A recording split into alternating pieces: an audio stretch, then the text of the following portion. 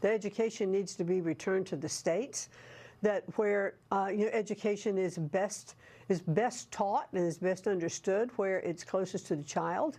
He wants parental rights protected with the big bill, the big beautiful bill that passed, that there's going to be school choice now available, across the country in states with the scholarship programs that can be in place.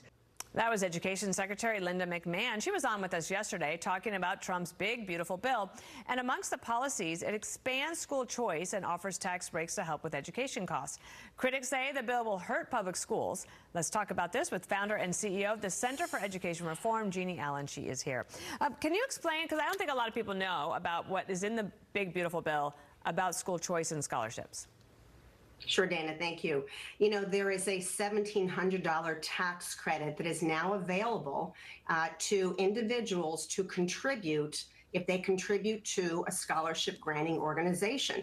Why is this important? Because if you live in America and you have great public schools, let's say 30% of people, you don't have an issue. If you happen to live in a state where you have options because the states have given it to you and you can go to charters or private schools with money following you, great. The rest of us have to pay for it, and that hurts particularly middle class and poor students.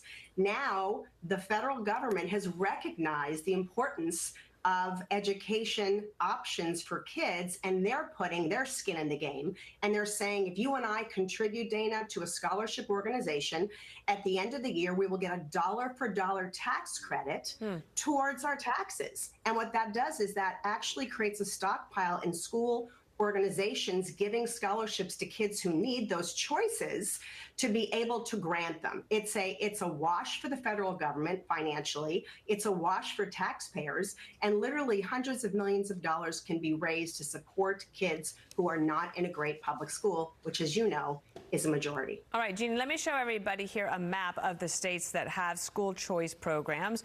A lot of them do. It's definitely a majority, but there are some big ones, especially, like, for example, California, Colorado, that do not. I would say New York as well.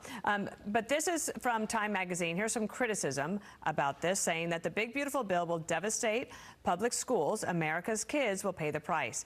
And saying that the future of our public schools that serve every child for free are on the line. Instead of gutting our public schools, lawmakers should invest in them and restore the promise of equal education that the civil rights movement fought for. I've been doing political communication for a long time, and even like way back in the mid-90s when I first went to Congress, that was the argument that was being made against school choice. Now, 30 years later, they're still making those points, but it's like the issue has moved past them, and now you have this sort of result in the big, beautiful bill.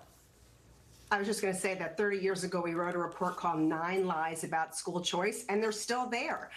The reality is that map you showed is accurate, right? But the majority of states don't give all kids those options. They don't give even all poor kids those options. And so in some states like Florida and Arizona, those governors and legislators, bipartisan, have created programs. The majority of kids are taking advantage of it. As you said, California, New York, Maryland, Kentucky, there's very little. There's poor charter school laws in a majority of states.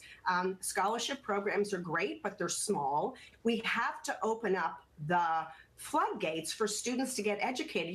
The fact that people are complaining about a modest $1,700 tax credit, they would never do that for a child care tax credit. They would never attack people getting funded to have their baby in a good hospital.